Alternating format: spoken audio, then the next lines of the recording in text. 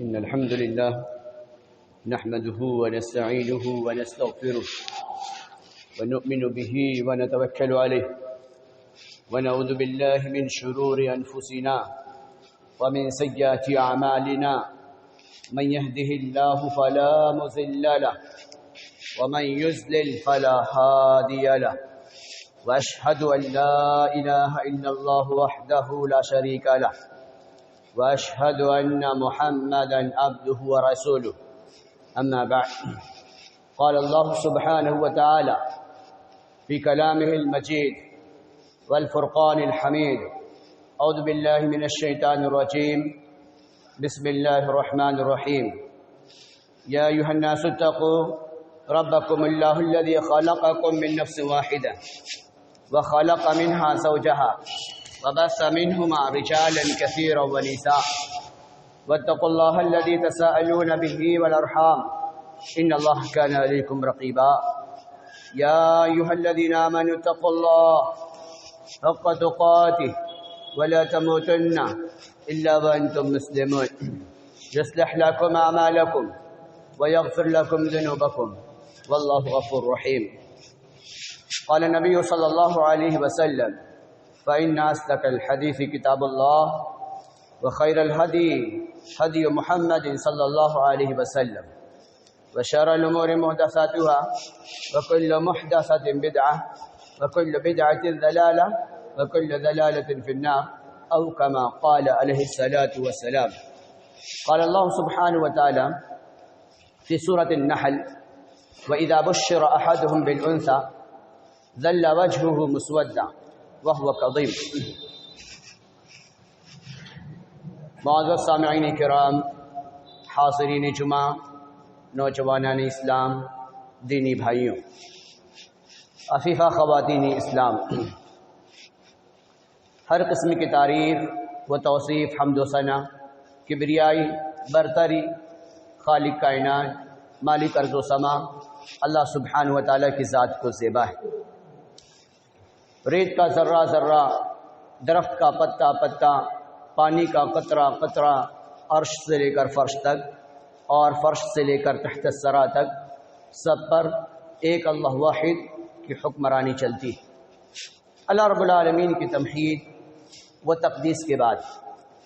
ساقی کوثر، شافی محشر، افضل الانبیاء والمرسلین حضرت محمد مصطفیٰ صلی اللہ علیہ وسلم پر درود و سلام ہو۔ اللہم صلی علی محمد وعلی آل محمد کما صلیت علی ابراہیم وعلی آل ابراہیم انک حمید مجید۔ اللہم بارک علی محمد وعلی آل محمد کما بارکت علی ابراہیم وعلی آل ابراہیم انک حمید مجید۔ سامعین، آج کے خطبے کا عنوان ہے جہیز کی لعنت معاشرے پر۔ اللہ سبحانہ و تعالی نے اپنے کلام کے اندر وضاحت کی ہے، زمانے جاہلیت کا تذکرہ بھی کیا ہے۔ کسی شاعر نے کیا ہے خوب کہا ہے کہ نبی سے کچھ محبت ہے نہ ہے خوف خدا دل میں، مزہ آتا ہے تم کو اے مسلمان خدا بیزار محفل میں، زبانوں پر تمہاری اب نہیں ایمان کا نغمہ، خوش الہانی سے تم گاتے ہو انگلستان کا نغمہ، پسند آتا ہے تم کو خم در یورپ پر جبی کرنا، تمہارے سجدوں سے محروم رہتا ہے خدا خانہ، تمہارے سجدوں سے محروم رہتا ہے خدا خانہ۔ سامعین، خطبہ مسنونہ میں سورہ النحل کی آیت تلاوت کی گئی، جس میں رب سبحانہ و تعالیٰ کہہ رہے ہیں وَإِذَا بُشِّرَ أَحَدُهُمْ بِالْأُنثَىٰ، کہ جب زمان جاہلیت میں یہ انسانیت اپنی زندگی گزار رہی تھی اور انسانی زندگی کے گزران کے بعد اگر کسی کے گھر میں بچی کی ولادت ہوتی، یعنی بیٹی کی پیدائش ہوتی، ظل وجہہ مسودہ، ان کا چہرہ سیاہ ہو جاتا، ان کا چہرہ کالا پڑ جاتا اور وہ غموں میں ڈوب جاتے۔ قرآن کہتا ہے یدسہ فی التراب، ان کا یہ فیصلہ ہوتا کہ اس بچے کو کیسے دفن کر دیا جائے، کیسے زمین کے اندر مدفون کر دیا جائے۔ اللہ سبحانہ و تعالیٰ نے سورہ النحل میں بالکل واضح زمان جاہلیت کا نقشہ کھینچا ہے کہ ان کے اخلاق، ان کے کردار، ان کے چرتر، ان کے چال و چلن کیسے تھے۔ بنو تمیم کا ایک سردار تھا جس کا نام قیس تھا، بہت ہی مشہور واقعہ ہیں، دارمی کے اندر یہ روایت موجود ہیں۔ قیس کے گھر میں 7 لڑکیاں اس سے پہلے آنکھیں کھول چکی تھیں اور آر محسوس کرتے ہوئے اس نے اپنی 7 بچیوں کو زندہ درگور کر دیا تھا، مٹی کے اندر دفن کر دیا تھا۔ بیوی جب حاملہ ہوتی ہے اور 8ویں بچے کی امید بر آتی ہے اور قیس تجارت کی غرض سے دور نکل جاتا ہے، ادھر بچی کی ولادت ہوتی ہے، 8ویں بچی کی ولادت ہوتی ہے۔ ماں تو خیر ماں ہی ہے، چاہے وزیر اعلیٰ کی ہو چاہے وہ فقیر اعلیٰ کی ہو، ماں ڈر اور خوف کی وجہ سے اس بچی کو اپنے پڑوسن کے گھر چھوڑ دیتی ہے، اس بچی کو اپنے پڑوسن کے گھر چھوڑ دیتی ہے اور وہ بچی دن میں 2-3 بار قیس کے گھر آیا کرتی، کبھی اپنے ماں کے گلے سے چمٹ جایا کرتی اور کھیلتی کودتی پھر واپس چلی جایا کرتی۔ کچھ مدت کے گزر جانے کے بعد قیس تجارت سے جب واپس آتا ہے اپنے گھر، وہ بچی اپنی معمول کے مطابق ننھی قدموں سے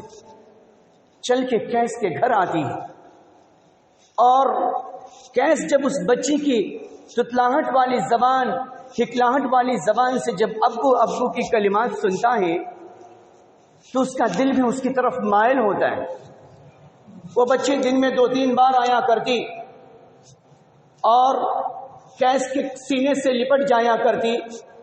کبھی قیس کے کندھوں پر سوار ہو جایا کرتی اور قیس محبت بھری نظروں سے اس لڑکی کو دیکھتا۔ یہ تمام تر مناظر کو ایک ماں، ایک بیوی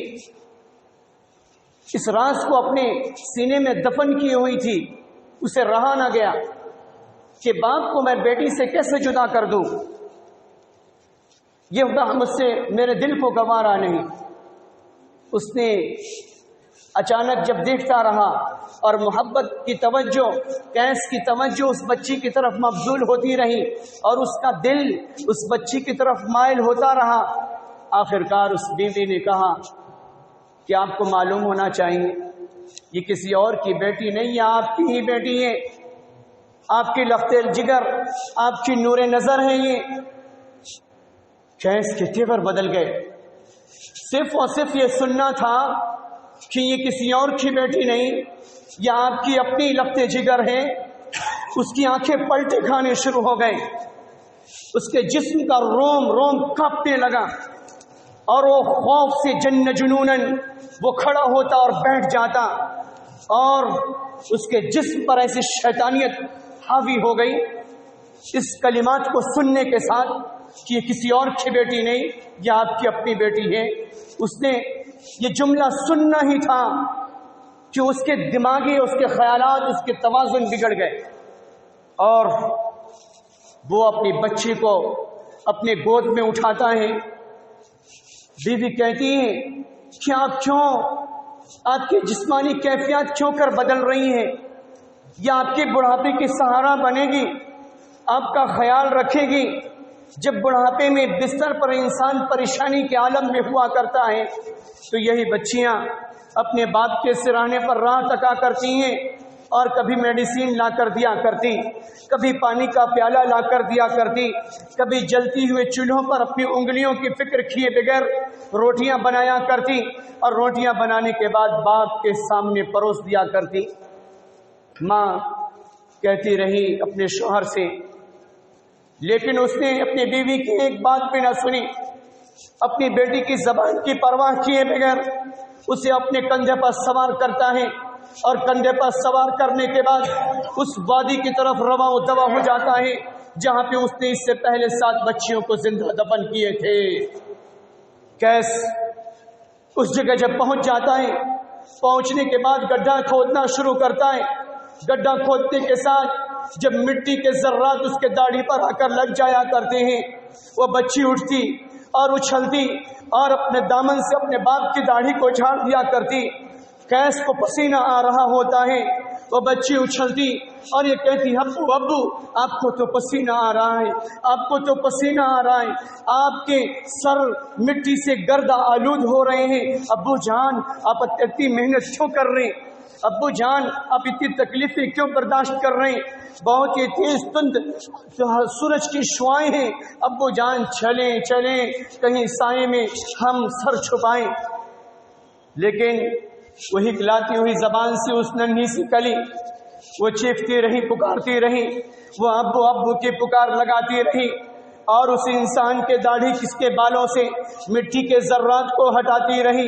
اس کے اچھل اچھل کے اس کے پیشانی سے پسینے کو پوچھتی رہی، لیکن وہ ظالم باپ اسے ذرہ برابر احساس نہ رہا، اور اس نے گڈھا کھودتا رہا، اور گڈھا کھودنے کے بعد اس نے اپنی بیٹی کو بہانے سے بلایا، اور بلانے کے بعد گڈھے کے کگار پر کرتا ہے، اور کرنے کے بعد اس ننھی سی جان کو گڈھے میں دھکا مارتا ہے، اور مارنے کے بعد مٹی اس کے اوپر دانا اس کے اوپر مٹی سے اسے بھرنا شروع کر دیتا ہے۔ وہ ننھی سی کلی چیختی رہتی ہے، ابو جان میرا قصور کیا ہے، ابو جان میرا جرم کیا ہے، ابو جان کس جرم کی وجہ سے آپ مجھے منو مٹی کے نیچے دفن کر رہے ہیں؟ اگر آپ کو یہ گوارا ہے کہ میں کسی کی دلہن نہ بنوں، کوئی میرے ہاتھوں پر مہندی نہ سجائے، اگر آپ یہ چاہتے ہیں میں کسی کے بچے کو جنم نہ دوں، اگر آپ کا یہ منشا ہے کہ میں آپ کے گھر میں مقید زندگی گزاروں، تو مجھے یہ گوارا ہے، لیکن ابو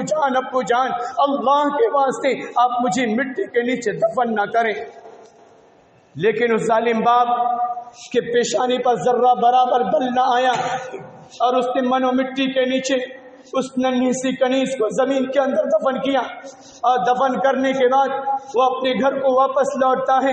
نبی علیہ الصلوۃ والسلام کے بارے میں جب اس شخص کے اسلامی شخص کو خبر ملتی ہے تو نبی علیہ الصلوۃ والسلام کی خدمت میں حاضر ہوتا ہے، اور حاضر ہونے کے بعد کہتا ہے، یا رسول اللہ صلی اللہ علیہ وسلم، زمانے جاہلیت میں میں اسلام سے مشرف نہ تھا، اسلام کی حلاوت میرے قلب و جگر پر دستک نہ دی تھی، اس وقت میرا یہ حال تھا، میرے گھر میں جب بچی کی ولادت ہوتی، 1 نہیں 2 نہیں 3 نہیں 4 نہیں، میں نے اس سے پہلے 7، اب میں 8ویں بچے کو زمین کے نیچے دفن کر کے آ رہا ہوں۔ وہ بچی سسکتی رہی، وہ بچی اپنی ہکلاتی ہوئی زبان سے ابو ابو کی پکار لگاتی رہی، میرے سر پر ایسا جنون سوار تھا کہ میری بچی کسی کی بہو بنے گی، کسی کی بیوی بنے گی، کسی کی ماں بنے گی، مجھے یہ ہرگز گوارا نہ تھا، میں نے اس کی پکار کو تج دیا اور تج دینے کے بعد میں نے منو مٹی کے نیچے اسے دفن کر دیا۔ لیکن اس وقت یا رسول اللہ میں اسلام سے ناواقف تھا، اسلام سے میں بے خبر تھا، باخبر نہ تھا۔ اللہ کے رسول صلی اللہ علیہ وسلم، کیا رب سبحانہ و تعالی مجھے اس جرم کی وجہ سے مجھے اللہ سبحانہ و تعالی کیا معاف کرے گا؟ صحابہ کرام اللہ کے رسول کو گھیرے بیٹھے تھے۔ اللہ کے رسول صلی اللہ علیہ وسلم سے جب کیسے جملہ دہرا رہا تھا، صحابہ کرام کے دل میں بے چینی طاری تھی کہ کیسے کیس کی زبان پر علی گڑھ کا تالا لگا دیا جائے تاکہ کائنات کا امین محمد رسول اللہ صلی اللہ علیہ وسلم کے آنکھوں سے آنسو نہ بہے اور آپ کی داڑھی مبارک تر نہ ہوئے۔ جب یہ کلمات، یہ کیس کے جملے امام کائنات سید المرسلین حضرت محمد مصطفیٰ صلی اللہ علیہ وسلم نے یہ واقعہ سنا تو اللہ کے رسول صلی اللہ علیہ وسلم کی آنکھوں سے آنسو بہتے رہے، داڑھی مبارک تر ہو کر آپ کا گریبان بھی تر ہونا شروع ہوا۔ صحابہ کرام مچل رہے تھے کہ قیس رک جا، تو نے محمد رسول اللہ صلی اللہ علیہ وسلم کو یہ واقعہ سنانے کے بعد مغموم کر دیا ہے، فکر میں ڈبو دیا ہے۔ اللہ کے رسول صلی اللہ علیہ وسلم نے کہا قیس تو نے تو مجھے غمگین کر دیا اس واقعہ سے۔ پھر اللہ کے رسول صلی اللہ علیہ وسلم نے کہا کہ تو اس واقعات کو ایک بار پھر سنا۔ قیس تمام جملے کو پھر سے دہراتا رہا اور محمد صلی اللہ علیہ وسلم کی آنکھیں آنسو کا دریا بہاتی رہی اور اللہ کے رسول صلی اللہ علیہ وسلم نے آخرکار لاسٹ میں کہا قیس رک جا، کیونکہ اللہ سبحانہ و تعالیٰ نے ان بچیوں کے قدموں کے نیچے جب یہ ماں بنتی ہیں، جب یہ کسی کی بیوی بنتی ہیں، جب یہ کسی کی بیٹی ہوا کرتی ہیں، جب باپ اس بچی کی کفالت کیا کرتا ہے تو میں اور وہ باپ، وہ بچی کا باپ، وہ بیٹی کا باپ، جنت میں میں اور وہ یہ دونوں ساتھی ہوں گے، کوئی ہمیں اس سے جدا نہیں کر سکتا۔ اگر اس نے اپنی بچی کی اچھی کفالت کی، بچی کے ساتھ ہمدردی کی تو گویا کہ میں اور وہ دونوں ساتھ جنت میں داخل ہوں گے۔ قیس تو نے زمانے جاہلیت میں اس عمل کو انجام دیا ہے، اسلام کی آمد کے بعد تو اگر طائف ہوتا ہے اپنے کیے پر، اگر شرمندہ ہے تو اپنے اس کارنامے پر، تو رب کعبہ کی قسم رب سبحانہ و تعالیٰ تجھے ضرور معاف کرے گا۔ اندازہ لگائیں زمانے جاہلیت کی اس واقعات سے آج ماڈرن زمانے میں کیا ہو رہا ہے۔ آج بے شمار بچیاں ایبورشن کے ذریعے سے مادر رحم سے گرا دی جا رہی ہیں۔ کیوں؟ ساس کو پریشانی ہے بیٹیوں سے، سسر کو پریشانی ہے پوتیوں سے، اور شوہر کو خود پریشانی ہے اپنی بیٹیوں سے۔ لہذا سونوگرافی کے ذریعے سے بچی مادر رحم میں معلوم کر لیا جاتا ہے اور معلوم کرنے کے بعد اس ننھی سی کلی کو جو دنیا میں آنکھیں کھولتی، اپنی باپوں کی آنکھوں کا ٹھنڈک بنتی، اپنے باپ کی عیادت پرسی کیا کرتی، وہ کسی کی بیوی بنتی، کسی کی ماں بنتی، دنیا میں آنکھیں کھولنے سے پہلے ہی اس ظالم صفت انسان نے، چاہے وہ سسر ہو، چاہے وہ ساس ہو، چاہے وہ بیوی ہی کیوں نہ ہو، چاہے اس کا شوہر ہی کیوں نہ ہو، اگر اس نے اس عمل کو اختیار کیا ہے تو گویا کہ رب سبحانہ و تعالیٰ کے حضور وہ مجرم ہے، وہ ظالم ہے، وہ خون کا پیاسا انسان ہے، گویا کہ مادر رحم میں ہی بچیوں کو کچل رہا ہے، اس کی نشو نمائی کو کچلنے کے فراق میں ہے۔ وہ بچیاں قیامت کے دن آدم علیہ السلام سے لے کر محمد الرسول اللہ صلی اللہ علیہ وسلم تک تمام کے تمام نسل انسانی اللہ سبحانہ و تعالیٰ کے سامنے حاضر ہوں گے اور اللہ کہے گا الملک ملک اليوم، آج کس کی حکومت ہے، آج کس کی بادشاہت ہے، آج کس کی سلطنت ہے، انا الملک انا الملک، آج کا بادشاہ میں، آج کا فیصل میں، آج میری حکمرانی چلنی ہے، آج کا حاکم میں، لاؤ لاؤ لاؤ کائنات کے جھوٹے وکیلوں کو لاؤ جھوٹے کیس اور مقدموں میں انسان کو پھنسا کر پیسے وصول کرنے والوں کو لاؤ، جھوٹے باپ کو لاؤ جو ایبورشن کے ذریعے سے اپنی بچی کی جان کو کچل دیا کرتے تھے، لاؤ ساس اور سسر کو لاؤ، لاؤ دادا اور اس کی پوتیوں کو لاؤ، وہ سب جو اس کے اندر ملوث تھے سب کو لایا جائے گا۔ اور لانے کے بعد رب سبحانہ و تعالیٰ کی جب حکومت قائم ہوگی، اللہ سبحانہ و تعالیٰ کا میزان عدل قائم ہوگا، وہاں پر فاطمہ بھی کھڑی ہوگی، وہاں پہ نور جہاں بھی کھڑی ہوگی، وہاں پہ افسانہ بھی کھڑی ہوگی، وہاں پہ زلیخا بھی کھڑی ہوگی، وہاں پہ احمد آباد کے دریا میں کود کر جان دینے والی عائشہ بھی کھڑی ہوگی۔ وہ کہے گی بِأَيِّ ذَنبٍ قُتِلَتْ بِأَيِّ ذَنبٍ قُتِلَتْ، میرا جرم کیا تھا، میرا قصور کیا تھا، کس جرم کی وجہ سے میں نے اپنے جسم کو دریا کے حوالے کیا، میرا جرم کیا تھا کہ میری ماں نے، میرے باپ نے، میرے دادا نے، میرے پڑوسیوں کے چیمی گوئیوں کی وجہ سے میری ماں نے دنیا میں آنے سے پہلے ہی مجھے گرا دیا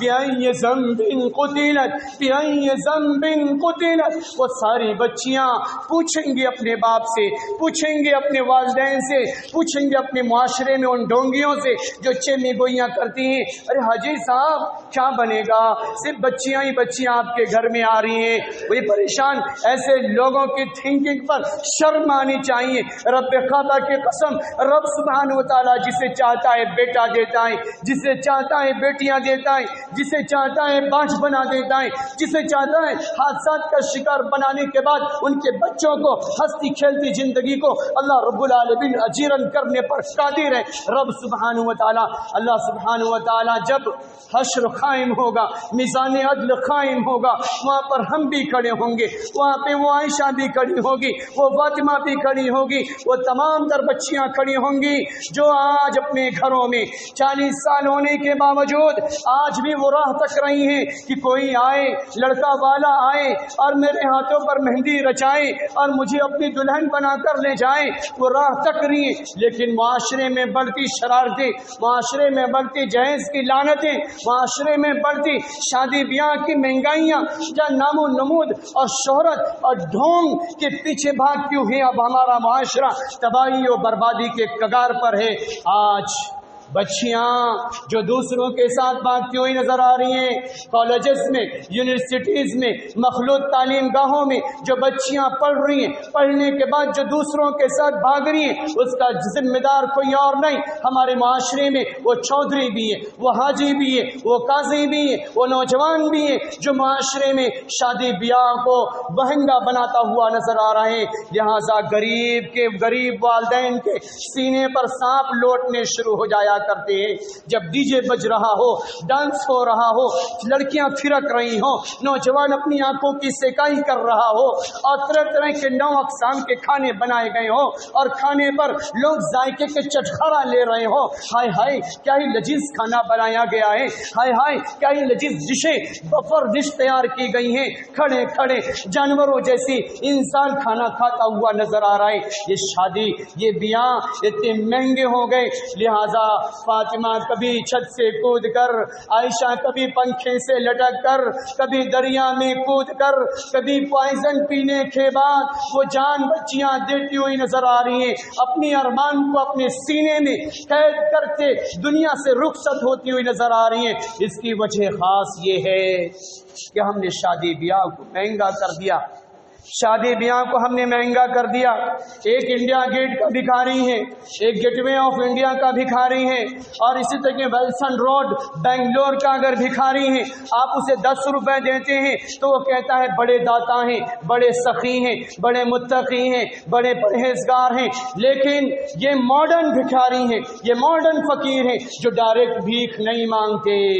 اپنے بچوں کی بڑی بڑی ڈگریوں کے نام پر بھیک مانگتے ہیں۔ کیا آپ ہماری بیٹی کے غلام بننا پسند کریں گے؟ ہاں بن جائیں گے۔ کیا قیمت ہے؟ ہمارا بیٹا MBBS ہے، ہمارا بیٹا سرجن ہے، ہمارا بیٹا BUMS ہے، ہمارا بیٹا میکینک ہے، ہمارا بیٹا پائلٹ ہے، جیسا الگ الگ ڈگریوں کے الگ الگ ریٹ لگے ہوئے ہیں۔ یوں محسوس ہو رہا ہے جیسے لڑکوں کی نہیں بکروں کی منڈی میں انسان آ گیا ہو اور اس کے الگ الگ ریٹ لگے ہوئے ہوں۔ آج معاشرہ کہاں جا رہا ہے؟ کالج کے ٹیچر نے ہمیں انسان سمجھا،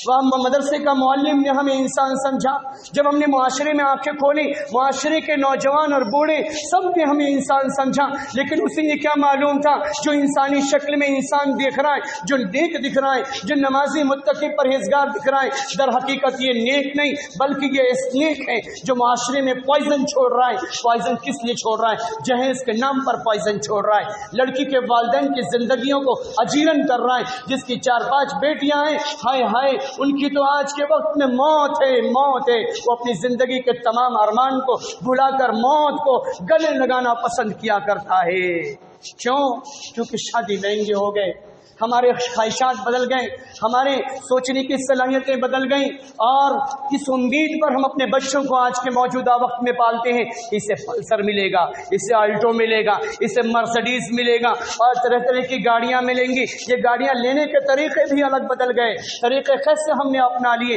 हम डायरेक्ट भीख नहीं मांगते, भीख मांगने के लिए हमने ब्रोकर लगा रखा है। वो ब्रोकर कैसे, हम आज कैसे दूसरों के जेब पर कैसे नजर रखते हैं अपने बेटे की शादी के नाम पर। देखें, जरूर सुने इस वाकयात को, अपने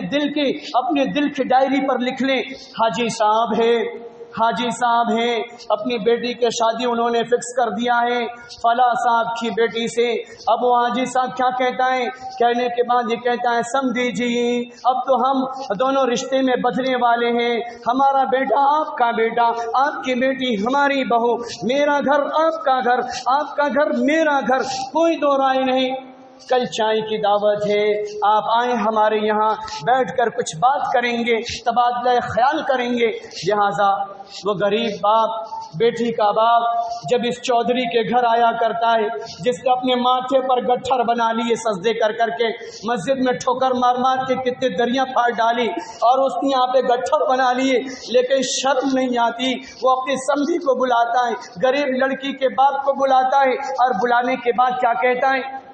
आज समधी साहब आए, अपने बेटे का बेडरूम मैं दिखाऊं। अपने बेटे का बेडरूम दिखाता है। हाय क्या मार्बल लगा हुआ है, हाय क्या कारपेट बिछा हुआ है, हाय क्या एलईडी लगे हुए हैं, हाय क्या एयर कंडीशनिंग लगा हुआ है, हाय क्या लाखों का झूमर लगा हुआ है। अब उसके बाद फिर समधी को बुलाता है। समधी को बुलाने के बाद क्या, समधी जी आए, जरा बच्चे का टॉयलेट दिखाएं, और देखो क्या वॉश बेसिन लगे हुए हैं, कितने महंगे उस पे सॉप सजे हुए, कितने तरह तरह के ब्रश लगे हुए, कितने लेप लगाने के लिए चेहरे पर क्रीम पाउडर उस पे लगे हुए। उसके बाद वो समधी जी अपने समधी को आगे लेकर जाता है, आए जरा और आए, और आने के बाद अपनी पार्किंग दिखाता है। वहाँ अपाची पड़ा हुआ है, वहाँ दूसरे कार पड़े हुए, दूसरी गाड़ियां पड़ी। मेरा बेटा बड़ा पगला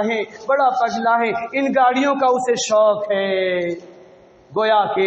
उन्होंने अपनी जबान नहीं खोली, लेकिन गरीब माँ के, गरीब बाप के दिल को उन्हें टहला दिया। इस मंजर को, अपने घर के डेकोरेशन को, अपने घर की सजावट को दिखाने के बाद वो ये कह रहा है कि हमारा घर तो लाखों का है, हमारी गाड़ियां तो लाखों की हैं, हमारे कारपेट तो लाखों के हैं, उसके अंदर साजो सामान तो लाखों के हैं। जब ये लाखों के हैं तो आपका क्या मकसद है? आप क्या देना चाहेंगे हमारे बच्चे को? ये मॉडर्न फकीर हैं, डायरेक्ट भीख नहीं मांगते हैं, ये इस तरीके से हरबे इस्तेमाल किया करते हैं। आज माशरे में हो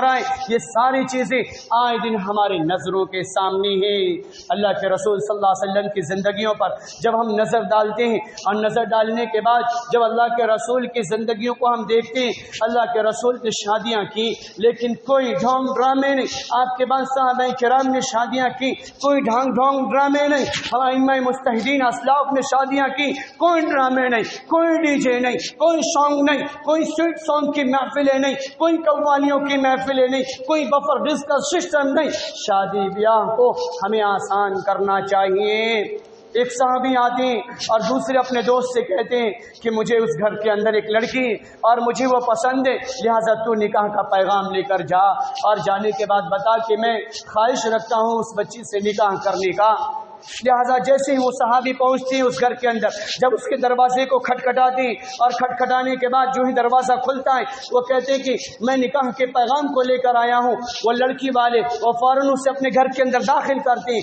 और दाखिल करने के बाद वो निकाह खुद महफिल में बाप निकाह पढ़ा रहा होता है, इजाब व कबूल होता है। वो बाहर आते हैं, जो सहाबी मुंतजर थे, निकाह की अरमान लिए दिल में बैठे हुए थे, वो अब मुबारकबादी दे रहे। اب مبارکبادی دے رہے ہیں کیونکہ یہ پسند نہیں وہ پسند، وہ فوراً آنن فانن میں نکاح ہو جا رہا ہے۔ کتنا سرل طریقہ رہا ہوگا، کتنا آسان طریقہ رہا ہوگا۔ اللہ کے رسول کی خدمت میں ایک شخص آتا ہے اور آنے کے بعد کہتا ہے یا رسول اللہ صلی اللہ علیہ وسلم میری بہن کے لیے ایک رشتہ منتخب فرما دے۔ اللہ کے رسول کہتے ہیں بلال ہے اور بلال سے تو اپنی بہن کا نکاح کر دے، واپس چلا جاتا ہے۔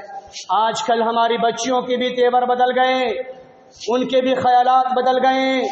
موبائل کے اسکرین پر اچھے اچھے چکنے اور چپڑے ایسے تصاویر کو دیکھنے کے بعد ان کی نگاہیں کھیرا ہو گئیں، اور ایسے ایسے ہپی والے بال دیکھنے کے بعد سر پہ اگر ٹوپی ہو تو وہ پسند ہی نہیں آتا، مسجد کو آنے والا ہے تو وہ پسند ہی نہیں آتا، اگر اچھی بولنے والا ہے تو وہ پسند ہی نہیں آتا۔ وہ اس واقعات سے عبرت پکڑے۔ اللہ کے رسول کہتے ہیں کیا تجھے بلال پسند ہے؟ بلال سے اپنی بہن کا نکاح کر دے، واپس چلا جاتا ہے۔ پھر تیسری بار وہ شخص آتا ہے اور آنے کے بعد کہتا ہے یا رسول اللہ صلی اللہ علیہ وسلم میری بہن جوان ہے، آپ میری بہن کے لیے لڑکا منتخب فرما دیجئے۔ اللہ کے رسول کہتے ہیں کیا تجھے جنتی پسند ہے؟ بلال جنتی ہے، اور بلال کی جنتی ہونے کی بشارت کائنات کا امین محمد رسول اللہ صلی اللہ علیہ وسلم دیتا ہے۔ کیا تجھے جنتی پسند نہیں؟ کیا تو یہ نہیں چاہتا کہ تیری بہن کا شوہر جنتی ہو؟ آخر کار حضرت بلال رضی اللہ تعالیٰ عنہ کا عقد مسنون ہوتا ہے۔ لیکن آج اگر کوئی کالا کلوٹا ہو، اگر کوئی لڑکیاں کالی کلوٹی ہو تو یہ رشتے نہیں آیا کرتے، وہ اپنے گھروں کے اندر زندگیوں کا گزران کر رہی ہوتی ہیں اور امیدیں دیکھ رہی ہوتی ہیں۔ جہاں پر دیکھیں حسن و جمال کوئی حیثیت نہیں، کوئی وسعت نہیں، مال و دولت کی کوئی حیثیت نہیں، چاہے وہ کچھ بھی ہو، لیکن دینداری کو پہلے ترجیح دی جا رہی ہے، دینداری کو پہلے ترجیح دی جا رہی ہے۔ حضرت جلیبیب رضی اللہ تعالیٰ عنہ کا واقعہ ہمارے نظروں کے سامنے۔ حضرت جلیبیب اللہ کے رسول کی خدمت میں رہا کرتے تھے۔ اللہ کے رسول کہتے جلیبیب نکاح کر لے۔ حضرت جلیبیب کہتے ہیں یا رسول اللہ میں تو کالا کلوٹا ہوں، بدصورت ہوں، مجھ سے کون نکاح کرے گا؟ اللہ کے رسول صلی اللہ علیہ وسلم نے کہا ٹھیک ہے نکاح کر لے۔ اللہ کے رسول صلی اللہ علیہ وسلم نے نکاح کے پیغام کے لیے ایک گھر کو منتخب فرمایا۔ حضرت جلیبیب نکاح کے پیغام کو لے کر اس کے گھر پر دستک دی۔ دستک دینے کے بعد جب باپ نکلا، نکلنے کے بعد جلیبیب کو دیکھا اور اپنی بیٹی کو دیکھا، اس پیغام کو پڑھا کہ اس میں اللہ کا رسول صلی اللہ علیہ وسلم نے نکاح کا پیغام بھیجا ہے۔ جلیبیب نے کہا کہ اللہ کے رسول صلی اللہ علیہ وسلم نے مجھے بھیجا ہے، آپ اپنی بچی سے میرا عقد کر دے۔ اس نے کہا ہرگز نہیں، یہ نہیں ہو سکتا۔ آنن فانن میں اس نے اپنی بیوی کو بلایا اور بلانے کے بعد میٹنگ بلائی کہ یہ کیسے ہو سکتا ہے، یہ کہاں کالا کلوٹا حبشی غلام اور میری بیٹی اتنی حسین و جمیل، یہ کیسے ہو سکتا ہے؟ لہٰذا وہ بچی اندر گھر سے وہ مناظر کو دیکھ رہی ہوتی، وہ مناظر کو دیکھ رہی ہوتی اور وہ شخص کو بھی دیکھ رہی ہوتی۔ اس نے کیا کہا، ابو جان مجھے یہ نکاح پسند ہے، مجھے اس بات کا خدشہ ہے، مجھے اس بات کا اندیشہ ہے کہیں زمین پھٹ جائے، آسمان سے زنگریزوں کی بارش ہو جائے جو محمد الرسول اللہ صلی اللہ علیہ وسلم کے حکم کو ٹھکرا دے، مانا کے رنگ مان دے، لیکن اس کا بھیجنے والا تو 14ویں کا چاند ہے۔ محمد الرسول اللہ صلی اللہ علیہ وسلم نے آپ کی بیٹی کے لیے جنتی دلہا منتخب فرمایا ہے، لہذا مجھے یہ نکاح پسند ہے، مجھے یہ لڑکا پسند ہے، مجھے یہ نکاح منظور ہے۔ کتنا سرل طریقہ رہا ہوگا، کتنا سرل طریقہ رہا ہوگا۔ ایجاب و قبول کی محفلیں منعقد ہوتی ہیں اور فوراً نکاح ہو جاتا ہے۔ لیکن آج دبئی سے دوست آئیں گے، امریکہ سے ملک الموت آئے گا، پنڈال سجے گا، شہنائی بجے گی، ڈی جے بجے گا اور طرح طرح کے دھن ڈرامے ہوں گے اور بڑے بڑے پنڈال لگیں گے، مہنگے جھومر سجائے جائیں گے، اس میں الیکٹرانک مورس ڈانس کر رہا ہوگا اور اس میں ویٹرز ہمارے سامنے کھانے پینے کی چیزوں کو پروس رہے ہوں گے۔ اس کے بعد ہمارے بچی کی شادیاں ہوں گی، ہماری بچیوں کی شادیاں ہوں گی۔ یہ کون سا ماڈرن طریقہ، کون سے ماڈرن دین، کون سے ماڈرن ریلیجنس کے ہم فالوورز بن بیٹھے ہیں کہ نبی کے زمانے میں نام لیوا نبی کے اور کردار اور ہمارا چلن اور ہمارے معاشرے میں جو روزمرہ کی زندگی کا گزران ہے وہ نبیوں والا نہیں، صحابہ والا نہیں، اسلاف والا نہیں۔ پھر ہم کہتے ہیں پریشانیاں کیوں آ رہی ہیں، رشتے کیوں ٹوٹ رہے ہیں، کیوں بکھر رہے ہیں؟ نکاح مسجد میں ہوگی، باہر نکلنے کے ساتھ ڈرامہ شروع ہو جایا کرتا ہے۔ لوگ آج لڑکی والے بھی کم نہیں، لڑکی والے بھی ہلکے پھلکے لڑکوں کو پسند نہیں کرتے، اور جب لڑکے کی نکاح کی باری آتی ہے دیندار، لڑکی دیندار، لڑکی دیندار، لڑکی والے کہتے ہیں لڑکے دیندار، لڑکے دیندار، لیکن جب پیسے کی لین دین کی باری آتی ہے ہاتھ میں کھجلی مچنا شروع ہو جایا کرتا ہے، ساری دینداری تحت پر رکھ دیا کرتے ہیں، اور وہی بہو پسند آتی جس کے باپ کے پاس بیلنس ہے، جس کے باپ کے پاس اچھی گاڑیاں ہیں، جس کے باپ کے ہزار براتیوں کو کھلانے کی صلاحیتیں ہیں اس کے اندر، لہذا وہی سمجھی ہمیں پسند آیا کرتا ہے۔ اگر اسی طریقے سے یوں ہی چلتا رہا وہ دن دور نہیں، محمد الرسول اللہ صلی اللہ علیہ وسلم کے زبان مبارک سے نکلی ہوئی کلمات کو کوئی جھٹلا نہیں سکتا۔ محمد رسول اللہ نے کہا جب شادی بیاہ مہنگا کر دیا جائے گا، نکاح مہنگی ہو جائیں گی، تو ایسے وقت میں زناکاریوں کے اڈے کھول دیے جائیں گے اور تھیٹر اور بار سجا دیے جائیں گے، ہماری بچیاں بھاگ کر اپنا منہ اس کے اندر کالا کرتی ہوئی نظر آئیں گی اور دوسروں کے ساتھ بھاگیں گی، اور ہم مورت بن کے ان کے سامنے دیکھتے چکی بات کے ہم دیکھتے رہیں گے اور اپنی آنکھوں کو ٹھنڈک پہنچاتے ہوئے نظر آئیں گے، اس سے کچھ حاصل نہیں۔ ضرورت اس بات کی ہے کہ ہم نکاح کی محفلوں کو آسان کریں، شادی بیاہ میں ڈھونگ ڈرامے سے اپنے آپ کو بچائیں۔ معاشرے میں یقیناً اللہ نے ہمیں مال و متاع سے نوازا ہے، لیکن ہمارے معاشرے میں 10 افراد جہاں مالدار ہوا کرتے ہیں وہاں سینکڑوں افراد ایسے ہوا کرتے ہیں جن کے گھر میں روزمرہ زندگی کے گزران کے لیے کچھ رہا نہیں کرتا۔ ہم نکاح کے پیغام کو عام کریں اور شادی جیسی محفلوں کو آسان بنائیں، اجتماعی شادی کا ماحول بنائیں، اور غریب کے گھروں کا ہم سروے کریں اور ایک ہی کھانا سے 20-25 بچیوں کا ہم نکاح کی محفلیں منعقد کریں۔ جب ہم ایسا کریں گے تو محمد رسول اللہ صلی اللہ علیہ وسلم کی شفاعت کے مستحق ہوں گے، نبی کے دیدار کے مستحق ہوں گے، اللہ کے دیدار کے ہم مستحق ہوں گے، داؤد کے